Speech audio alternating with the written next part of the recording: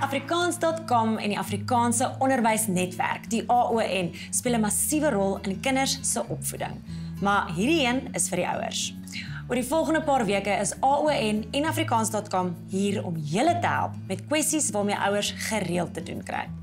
Melody de Jager is hier om te gesels oor hoe wiskunde ingebore is.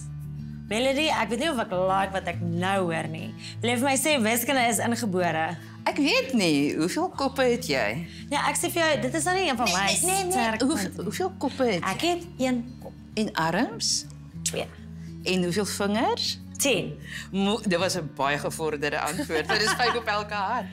Jy sien, ons is gebore met 'n wete van 1 en meer. Ja. Dit kan 2 wees, dit kan 10 wees. Kyk 'n bietjie lekker, nê?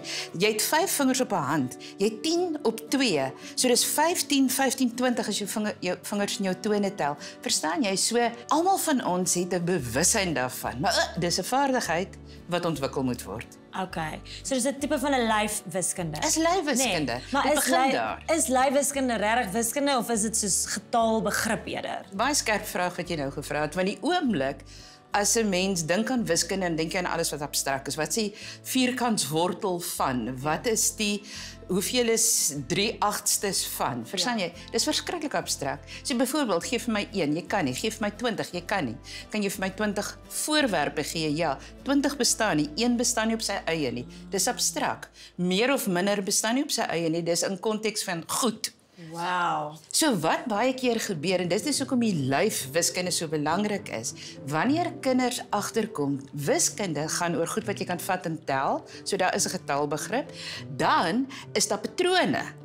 5, 10, 15, 20, of 2, 4, en so gaan ons aan. En dan begin hulle, as hulle die patrone begin raak sien, en hulle begin verstaan van getal, dan begin hulle skat. So dis 'n hele proses, maar ongelukkig wat baie keer gebeur, is ons gaan van niks tot abstrakt net so, en ons verwag die kind moet volg. En dan sê ons altyd wiskunde is 'n verstaan vak. En dit gaan oor die begrip, jy moet dit verstaan. Maar hoekom is wiskunde so moeilik? Omdat dit so abstrakt is en 'n mens daai sprong maak. Kyk, jou hele eerste 6 jaar behoort konkreet te wees, aanvatbaar. So alles wat jy leer, behoort jy aan te vat.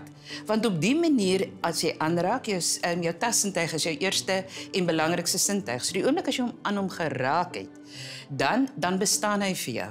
Dan kan jy makliker 'n greep daarop kry. En later, omdat jy soveel keer 3 getel het, weet jy wat is 3? Want 3 is al die piesings wat jy getel het. So 3 dan, as ek hoor 3, dan het dit 'n konkrete basis. Ja. Verstaan jy? Yes. Daar's 'n sekere aanleg daarvoor. Ja, gegee daar is. Maar die basis in ons almal. Jy laat dit nou klink asof wiskunde meer 'n kunsvorm is. Maar is dit nie eintlik 'n wetenskap nie? Dit is al twee. Jy sien, dit is weer 'n keer wat dit so kompleks maak. Daar's 'n ou in die 17de eeu gewees wat die term wiskunde, hy het dit geskep. En hy noem dit eintlik die kuns van die sekere. Hoor mooi. Die kuns, daar's kuns, van die sekere, daar's wetenskap. Want wetenskap is telbaar en voorspelbaar. Verstaan jy, so wiskunde is 'n kombinasie van albei en dis wat dit so moeilik maak. Verstaan jy, maar dit is ook wat so opwindend is, want soos musiek, jy kan met wiskunde toer. Jy kan, dis 'n baie kreatiewe ding. So kan jy eintlik dan enigiemand leer om wiskunde te doen. Dit gaan oor jy moet verstaan hoe hulle leer, dat hulle dit begryp. Jy kan vir enige iemand getalbegrip, basiese meting, basiese berekeninge kan jy doen, maar dan as dit regtig kom by die gevorderde goed, dit is 'n aanleg.